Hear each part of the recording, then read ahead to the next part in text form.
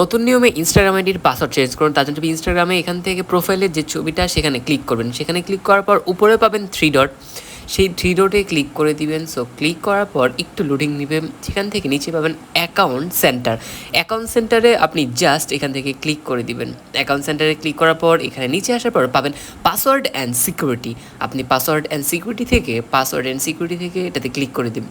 এখানে পাবেন change password, এখানে জাস্ট ক্লিক করে দিবেন। সো ক্লিক করার পর আপনার যে আইডিটা, নামটা এবং নাম্বারটা সেটা শো করবে। সো আপনার ক্ষেত্রে আপনার যেটা দিয়েছেন সেটা হবে। এখানে আছে current password, new password, retype password.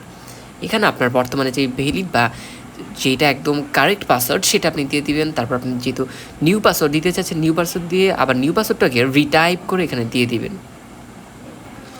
So দিয়ে দেওয়ার পর নিচে জাস্ট এখানে পাবেন সেভ চেঞ্জ অপশন, সেখান থেকে জাস্ট সেভ চেঞ্জে ক্লিক করে দিবেন।